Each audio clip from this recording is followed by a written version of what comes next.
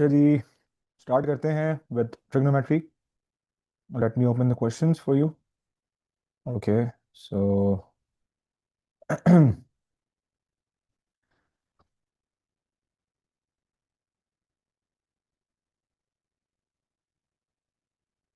ठीक है, क्वेश्चन आपके सामने है।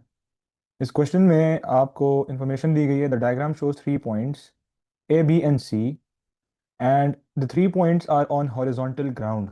हॉरिजॉन्टल ग्राउंड का मतलब ये है कि ये ए बी और सी तीनों पॉइंट्स बिल्कुल सेम लेवल पर हैं और डिफरेंट लोकेशंस पर हैं, बट लेवल सेम है। हाइट्स में इनका डिफरेंस नहीं है, ए बी से ऊपर सी उससे नीचे ऐसा नहीं है। तीनों हॉरिजॉन्टल ग्राउंड पर हैं, डिफरेंट पोजीशंस पर हैं। इसको अज्यूम करो कि ये पेज के ऊपर ही तीनों प्लेस्ड हैं on different positions.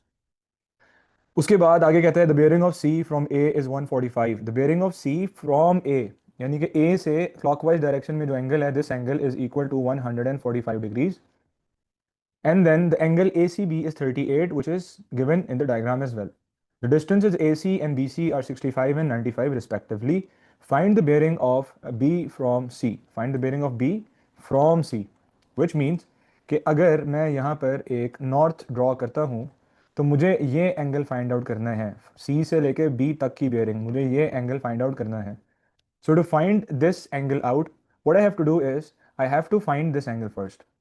And because both the knots are parallel to each other, then 145 and this angle would be interior angles और इनका सम 180 होता है। तो ये वाला एंगल मेरे पास आ जाएगा 35 डिग्रीज के इक्वल। 180 माइनस 145, तो ये आ जाएगा 35।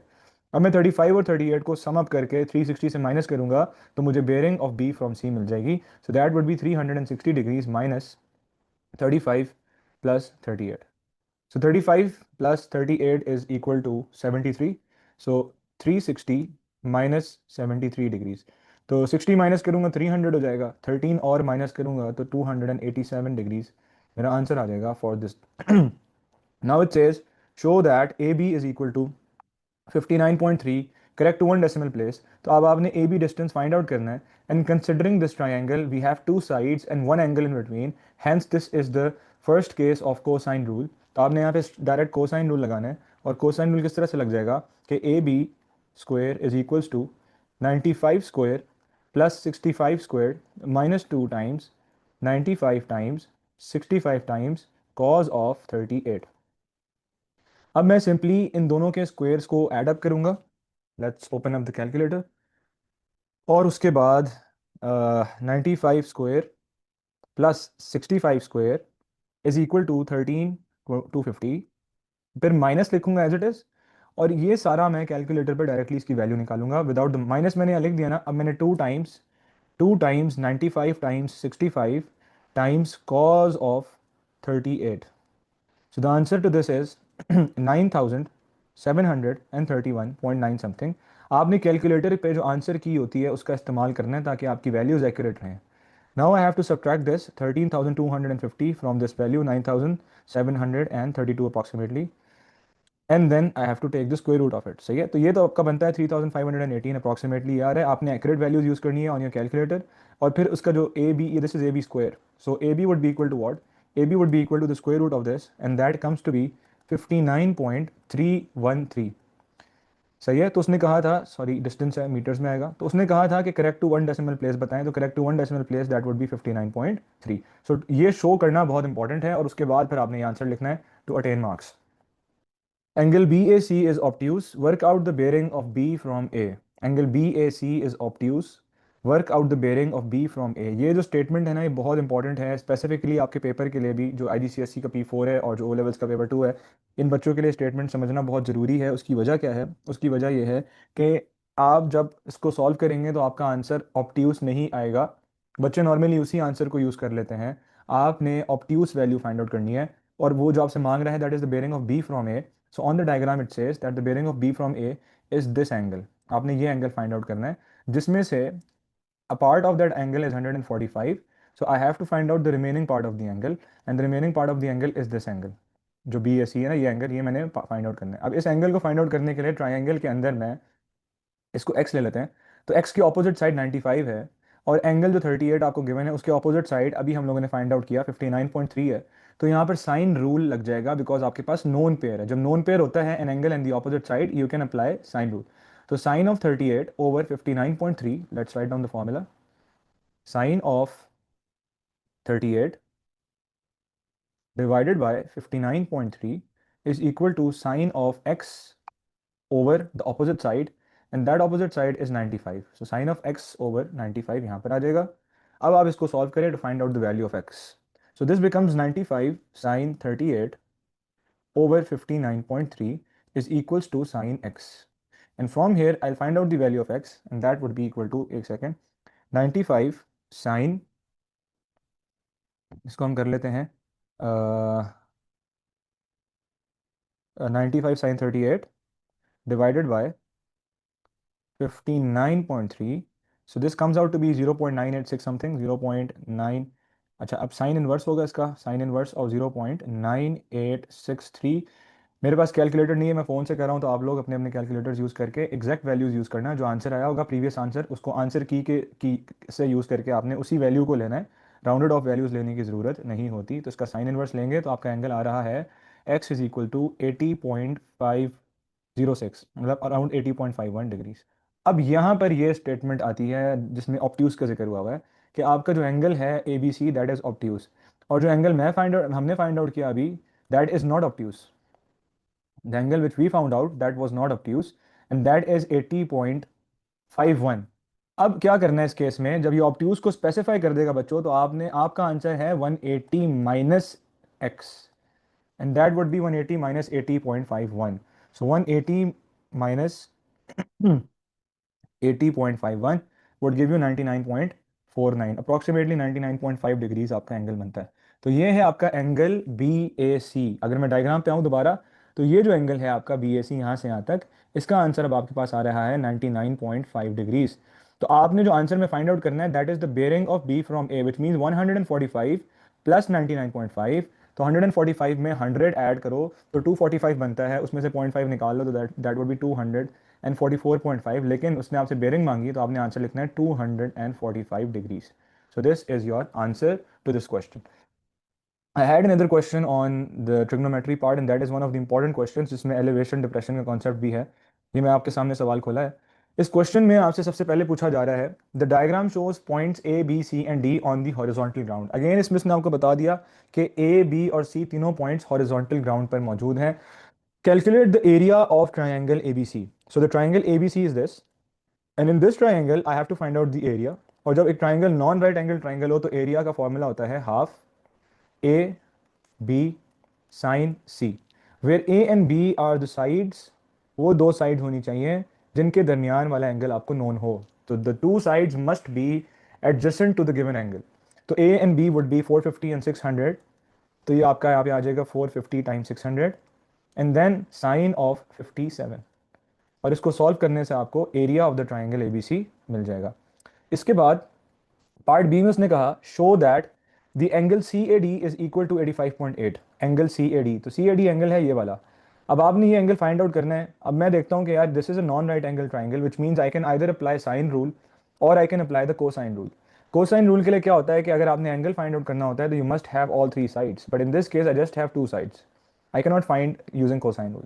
सो मैं साइन रूल लगाऊंगा, और साइन रूल लगाने के लिए आपके पास नोन पेयर होना लाजमी है, विच मीन्स कि आपके पास एक एंगल होना चाहिए और उसकी ऑपोजिट साइड होनी चाहिए विच इज़ अवेलेबल. येस, तो मैं यहाँ पे साइन रूल लगा सकता हूँ. मैं यहाँ डायरेक्टली लिख लूँगा sine 34 divided by 290 is equal to. अब because I have to find out angle CAD, which is this, and the side opposite to it is not known, so I cannot use this in my formula.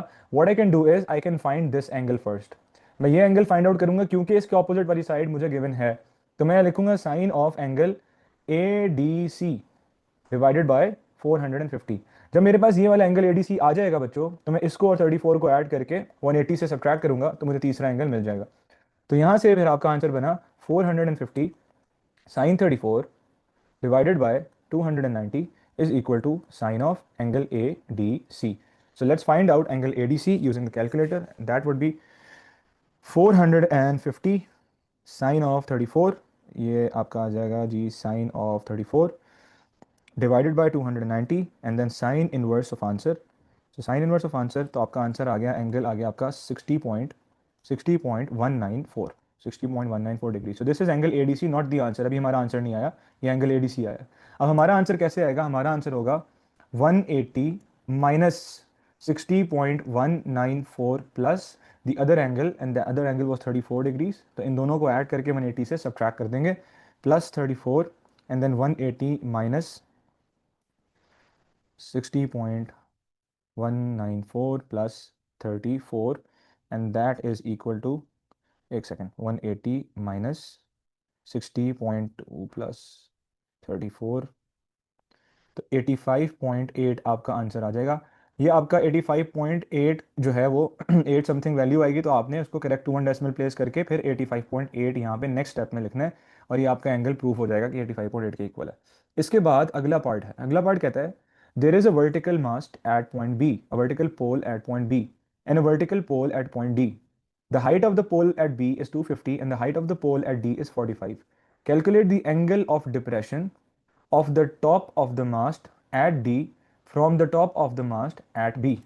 पहले सवाल को समझते हैं, question क्या कह रहा है। क्वेश्चन ये कह रहा है कि आपके दो पॉइंट्स हैं, पॉइंट बी है और पॉइंट डी है। इन दोनों पॉइंट्स पर वर्टिकल पोल्स हैं। अब vertical pole at point B and we also have a vertical pole at point D. The pole at point B is I think taller as compared to D. अब आपने क्या करना है, आपने यहाँ से लेके यहाँ तक एक हॉरिजॉन्टल लाइन ड्रॉ करनी है, इसका टॉप ऑफ द पोल इधर है, और फिर यहाँ से लेके यहाँ तक एक और लाइन ड्रॉ करनी है from the top of the pole at D till the top of the pole at B, and you have to find out this angle. This is the angle of elevation. उसने आपसे असल में angle of depression मांगा हुआ है, तो angle of depression बनेगा ये वाला एंगल जो कि इक्वल होता है एलिवेशन के ही। तो आपने इन केस ये एंगल निकालना है और यहाँ पे राइट एंगल ट्राइंगल बनेगा। उसकी वजह मैं आपको समझाता हूँ। जो पॉइंट डी और पॉइंट बी हैं दोनों हॉरिजॉन्टल ग्राउंड पर मौजूद हैं।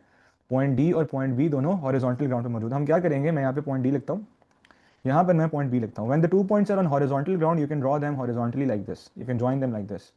बी के ऊपर जो आपका वर्टिकल पोल है, the height of the pole is 250 metres, और डी के ऊपर जो पोल है, the height of the pole is 45 metres. तो the question says that calculate the angle of depression of the top of the pole at D from the point B। यहाँ पर अगर आप खड़े हैं, यहाँ से अगर आपने पॉइंट D की तरफ देखना है, तो जो एंगल ऑफ डिप्रेशन क्रिएट होगा, एंगल ऑफ डिप्रेशन ये वाला एंगल, ये आपने फाइंड आउट करना है। तो what I can do is for that I will simply draw a right angle triangle over here, और फॉर दैट मेरे पास ये डिस्टेंस है। कैसे है, मैंने 250 में से 45 माइनस करना है, तो मेरे पास ये पार्ट आ जाएगा 205 मीटर के equal. Okay, so I just need the distance B D now. मुझे डिस्टेंस बी डी मिल जाएगा, तो मैं इस एंगल को फाइंड आउट करने के लिए सिंपली tan अप्लाई करूंगा। तो अब मुझे डिस्टेंस बी डी कैसे निकालना है, so by looking at the diagram, by looking at the diagram I can see that if I join the points B and D it makes a triangle in which I have this whole angle, I also have these two sides, and the side opposite to the angle is BD which is unknown। तो यहाँ पर मैं cosine rule apply कर सकता हूँ। 600 और 290 जो दो साइड्स हैं उनको यूज़ करके, तो आपकी इक्वेशन बन जाएगी B D square is equals to 600 square plus 290 square minus 2 times 600 times 290 times cos of, और कॉज ऑफ कौन सा एंगल हो जाएगा, जो आपने प्रीवियस पार्ट में एंगल प्रूव किया था 85.8, ये वाला angle which was this 85.8, and you will add it to 57। So 85.8 plus 57, and that would be equal to 85.8 plus 57, that would be equal to 142.8। अब मैंने यहाँ पर सिंपली फॉर्मूला अप्लाई करना है वैल्यूज़ के अंदर। 600 का स्क्वायर प्लस 290 का square minus 2 times, let's open the bracket, 600 times 290 times cos of 142। So the answer is 718 point something and I'll take the square root of it। तो आपका answer आ रहा है, बी डी की value आ रही है cos rule लगा के 847.5 metres. So this is the distance BD by simply applying the cos rule, and that is 847.5। Because I have to find this angle out, I know that this is a right angle triangle, I have the opposite, I have the adjacent, तो मैं simply tan apply करूँगा। tan theta is equal to opposite over adjacent। तो ये आपका answer आ जाएगा tan inverse of answer, and that would be equal to tan inverse of 205 divided by 847.5। The answer is 13.6 degrees, 13.6 degrees. अच्छा, trigonometry में जो different options आप लोग को आ सकती हैं, एंगल ऑफ एलिवेशन डिप्रेशन का बिल्कुल ऐसे ही सवाल आ सकता है। राइट एंगल ट्राइंगल बनाना है आपने, लाजमी टैन लग रहा होगा उसमें, तो हमेशा राइट एंगल ट्राइंगल बनता है क्योंकि पॉइंट्स हॉरिजॉन्टल ग्राउंड पर होते हैं और जो उस पर वर्टिकल पोल अटैच्ड होता है, तो उस ग्राउंड पर जहाँ मर्जी पॉइंट हो वहाँ से पोल तक का जो एंगल बनेगा उससे आपका एक राइट एंगल ट्राइंगल बनना है हमेशा। दूसरी चीज़ इस ट्रिग्नोमेट्री में जो आ सकती है, जो अभी तक हम लोगों ने डिस्कस नहीं की इस क्वेश्चन में, वो ये आ सकता था कि आपसे एग्जामिनर पूछ लेता कि calculate the shortest distance of point C from the line A B, या of the line A B from the point C. तो शॉर्टेस्ट डिस्टेंस का ऑलवेज मतलब होता है कि you have to calculate the perpendicular distance. The perpendicular distance will always be the shortest distance. तो जिस point से जिस लाइन तक शॉर्टेस्ट डिस्टेंस मांगा जाएगा वहां तक आपने एक परपेंडिकुलर लाइन ड्रॉ कर देनी है और एक राइट एंगल ट्राइंगल बन जाएगा। अब जब ये आप बड़े ट्राइंगल में एक शॉर्टेस्ट डिस्टेंस की लाइन बनाओगे तो दो ट्राइंगल्स बनेंगे, एक ट्राइंगल ये रहा और एक ट्राइंगल ये रहा। इस ट्राइंगल की इंफॉर्मेशन लैक कर रही है तो हम इसको नहीं यूज करेंगे। The triangle on the left hand side, the right angle triangle, will use this. So we have to find out the distance from C to, let's suppose this is point X, CX। तो CX निकालने के लिए अब आप देखो CX क्या है। CX according to the given angle which is 57, CX जो है वो opposite है, यानी कि परपेंडिकुलर है। और 450 जो आपको गिवन है विच इज द डिस्टेंस ए सी, वो जो 450 आपको गिवन है that is what, that is hypotenuse. तो पी और एच इन्वॉल्व हो रहे हैं तो हम यहाँ पर क्या अप्लाई कर देंगे, we'll apply sine of 57 is equal to opposite over hypotenuse, and then 450 जाके मल्टीप्लाई होगा तो आपका शॉर्टेस्ट डिस्टेंस आ जाएगा of the line A B from the point C. तो अगर शॉर्टेस्ट डिस्टेंस का सवाल है तो आपने इस तरह से करना है। बाकी ऑब्ट्यूस एंगल का वर्ड यूज होगा तो लाजमी आपने इसको ध्यान में रखना है। उसकी वजह ये होती है जो हमने प्रीवियस क्वेश्चन में किया था कि आपका आंसर साइन रूल लगाने से हमेशा एक्यूट एंगल आता है, और अगर क्वेश्चन में ऑब्ट्यूस स्पेसिफाई कर दिया है तो आपने अपने आंसर को 180 से सब्ट्रैक्ट करना होगा। So that's all from the trigonometry part. इसी तरह के सवाल एक्सपेक्टेड हैं इन योर एग्जाम इंशाल्लाह। Practice that as much as you can and you will ace it.